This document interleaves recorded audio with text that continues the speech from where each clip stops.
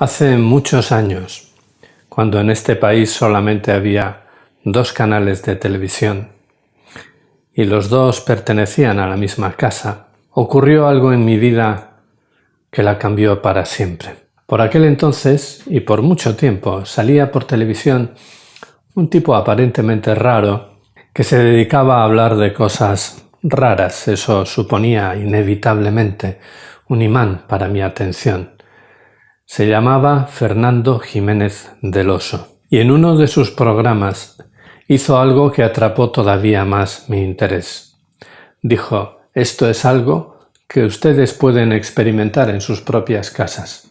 No me crean, tan solo pruébenlo. El experimento consistía en cortar 2 hojas de una misma planta, 2 hojas lo más parecidas posible entre sí, dejarlas con el envés hacia arriba, donde les pudiera llegar la luz del sol, pero donde nadie las tocara. Todos los días debías dedicar entre 1 y 3 minutos a dirigir bellos y cariñosos pensamientos a una de esas hojas, siempre a la misma. Con la otra no tenías que hacer nada, tan solo ignorarla. Al acabar el programa, me precipité hacia el jardín de la casa para comenzar el experimento.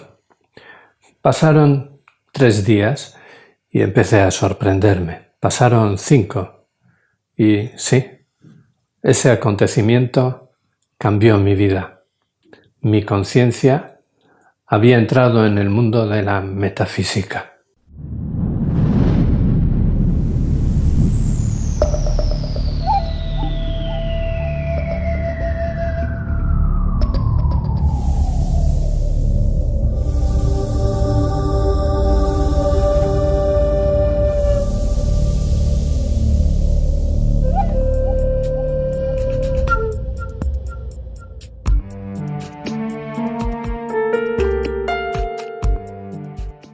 Hola. La sola discusión acerca del concepto de metafísica podría llevarnos como mínimo horas. Demasiado, como para introducirla en un vídeo cuyo tema no es ese. Afortunadamente, no es necesario para abordar el siguiente de los principios básicos del trabajo consciente con el pensamiento. Este principio dice así: allí donde pones tu atención, eso crece. Dicho de otro modo, cuando piensas en algo, ese pensamiento tiende a tomar cuerpo físico, y aunque una parte del yoga consiste en estudios metafísicos, como decía, no es imprescindible adentrarse en ese terreno para comprender la influencia de lo mental en nuestras vidas.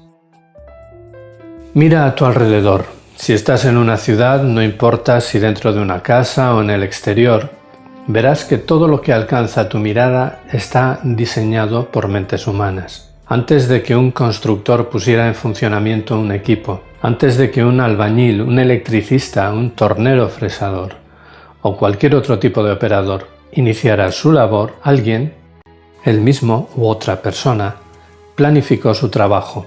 Casas, edificaciones, carreteras, obras públicas, coches, mobiliario urbano en las calles o cualquier cosa que encuentres en el interior de tu casa.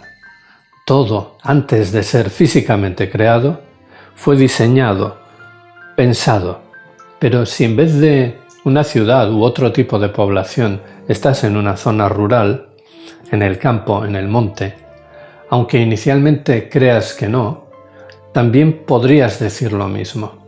La fisionomía del paisaje que puedes observar no sería la misma si el ser humano no poblara la tierra. Algunos quizá digan: ya sabemos que los cultivos han sido organizados, pero todo lo demás no.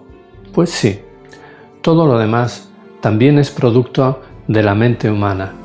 Los bosques que viven libres y sin cuidados solamente crecen hasta donde les dejamos. El agua y el aire de los que se alimentan están condicionados por las decisiones humanas, y también toda la diversidad de especies animales y vegetales que crecen en ellos, si los humanos no estuviéramos, serían otras. En el vídeo anterior hablábamos de que la emoción sigue al pensamiento. Lo que no dijimos es qué sigue después. Primero tenemos un pensamiento. Ese pensamiento ocasiona una emoción. ¿Y qué sigue a la emoción? Según Wikipedia, etimológicamente el término emoción viene del latín emotio, que significa movimiento o impulso. Aquello que te mueve hacia emotio, es decir, la emoción es lo que nos mueve, lo que origina nuestras acciones, nuestros actos. Así es que tenemos un eslabón más en la cadena. Ahora son 3: pensamiento, emoción, acción. Y desde luego que nuestros pensamientos no se limitan a diseñar los escenarios. Escriben el guión completo de nuestras vidas. Para algunos este efecto tiene gran importancia en lo relativo a nuestra salud o enfermedad. Para otros, y cada vez somos más, esa importancia no es grande, es absoluta, porque de todo lo que puedas encontrar en el mundo físico, lo primero que tu pensamiento condiciona, modifica, crea, es tu propio cuerpo. Hubo un momento de la historia de la medicina en que esto se descartó. Después volvió a tomarse en consideración y se acuñó el término enfermedad psicosomática. Entonces empezaron a clasificarse las enfermedades en algunas que eran psicosomáticas y otras, al principio la mayoría, que no lo eran. Actualmente son cada vez más las personas, incluidos los diversos agentes de salud, que opinan que el factor mental no puede excluirse de la ecuación salud-enfermedad en ningún caso. A lo largo de mi vida me ha tocado relacionarme muy estrechamente con médicos, enfermeros y auxiliares, y en su jerga, en su lenguaje profesional habitual, ellas y ellos tienen una expresión que repiten constantemente. Hizo una parada cardíaca, hizo una úlcera, el paciente hizo un pico en su tensión arterial. Quizá mientras hablan así, sean conscientes de la implicación que supone esta forma de expresarse, o quizá no, pero es el resumen de una realidad cada día más evidente. La enfermedad no es algo que me sucede, algo que me ha pasado, es algo que yo hago. La enfermedad es un comportamiento, aunque estemos hablando de un comportamiento celular, porque en todo caso la célula, el órgano, el sistema que se comporta de determinada manera es mi cuerpo, y no puedo pretender que lo que haga mi cuerpo físico no es algo que yo estoy haciendo. Tema aparte es que lo que yo haga, sienta o piense, lo haga, sienta o piense conscientemente. Ya sabemos que la aplastante mayoría de mis pensamientos, emociones y actos a lo largo del día son inconscientes.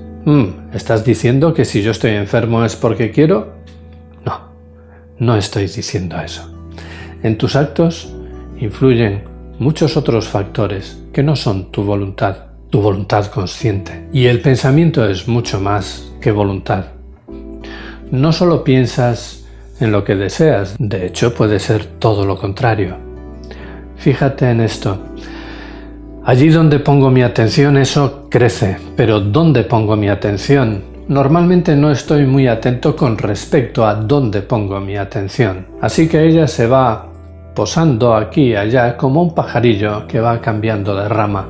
Hay más formas de dirigirla, pero cuando hablamos de pensamiento inconsciente, existen sobre todo 2 grandes atractores de atención: el deseo y el miedo. En realidad ambos cara y cruz de la misma moneda.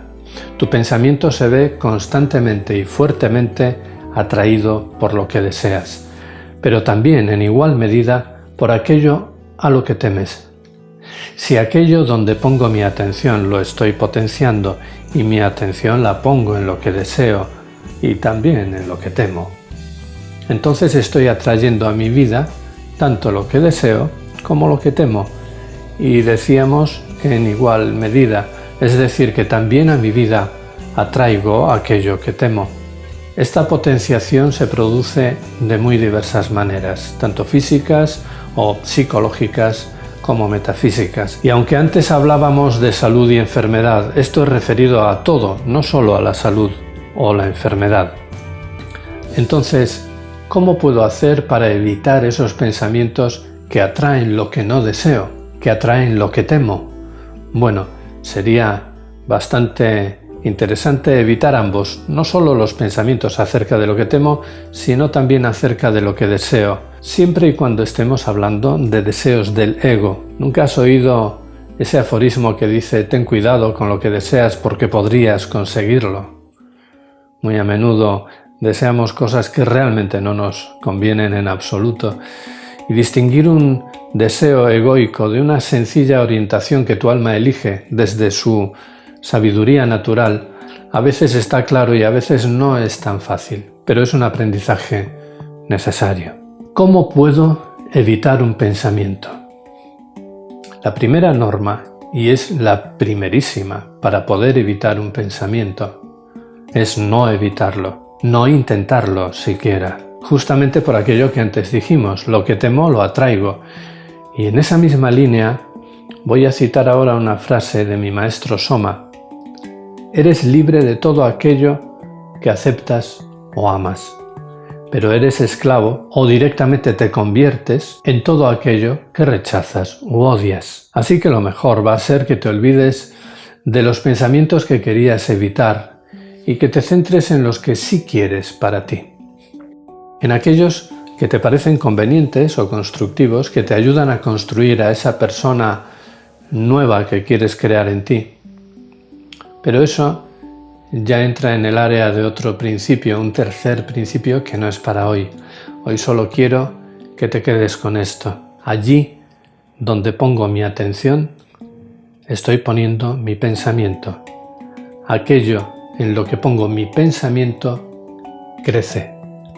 Este es el segundo principio del trabajo consciente con el pensamiento. Por cierto, ya sé que al final no te dije cuál fue el resultado de aquel experimento de las hojitas, y es que no te lo voy a decir. Prefiero que si lo haces, tú me cuentes qué pasó, aquí debajo en la caja de comentarios. Ahora desaparezco hasta la siguiente ocasión, pero no sin antes decirte muchas gracias por estar ahí.